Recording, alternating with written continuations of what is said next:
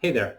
With the coronavirus effectively eliminating our sports entertainment for these next few weeks, we're left with only a little bit of categories to talk about. That being said, the NFL free agency is set to kick off at 3 o'clock Central Standard Time. Even with this event set to start officially at 3 o'clock, the NFL has given us plenty of information in these days preceding the event.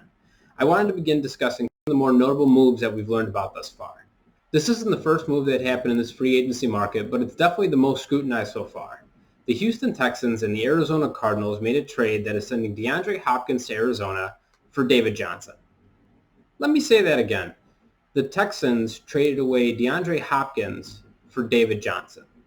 Along with the player swap, the Houston Texans are sending over a 2020 fourth-round draft pick and receiving a 2020 second-round draft pick and a 2021 fourth-round draft pick.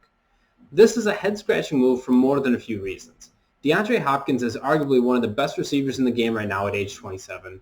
He's right in his prime, and his remaining contract is 3 years, averaging roughly $13.5 million. David Johnson is the shell of his former MVP caliber self from 2016. He's also holding on to 2 more years onto his contract, worth a little over $13 million per year. So this move isn't like a money-saving deal for Houston, and receiving the player and picks that they did just doesn't seem worth it. But I could be wrong.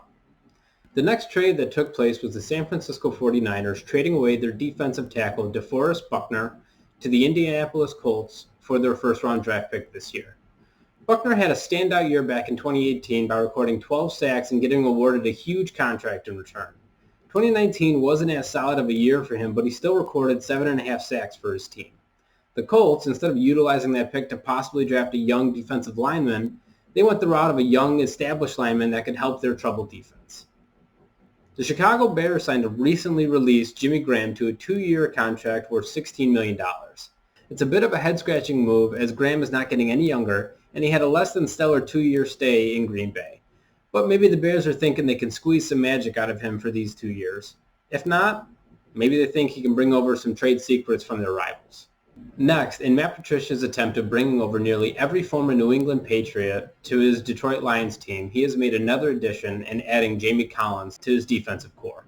Collins brings over his career-high 3 interceptions and 7 sacks from last year. Who's to say that this will assist the Lions as they continue to become the older New England Patriots? But only time will tell. The next trade that happened was Stefon Diggs being traded from the Minnesota Vikings to the Buffalo Bills for 4 draft picks. Diggs, who had a very up-and-down year last year, is on his way to a new destination with a young quarterback under center.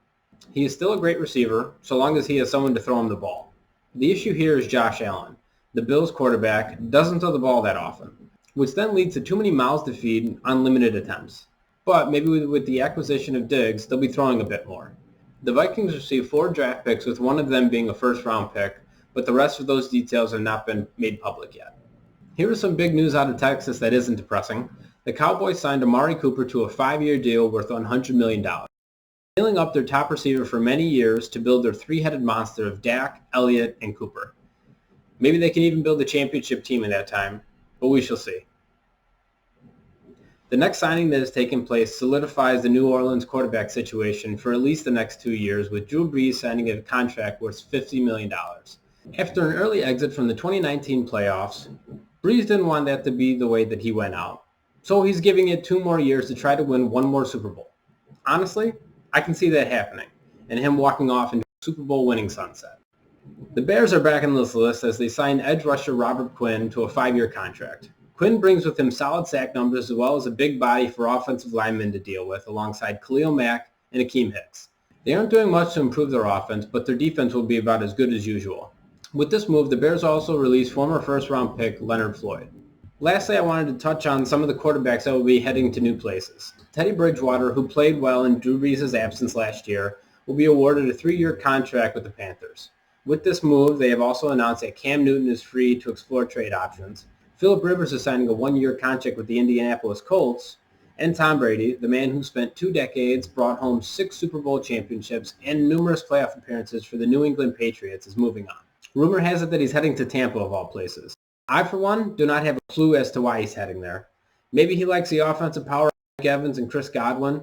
Maybe he sees something we don't. Again, this is something that will be criticized until the season starts and we get to see what he sees. And lastly, this is a move that was made just over a half hour ago with the Jacksonville Jaguars trading Nick Foles to the Chicago Bears for a conditional fourth-round pick. Foles brings with him some veteran presence to add some competition between him and Mitch Trubisky. But hey, who doesn't love some quarterback controversy at the start of the season?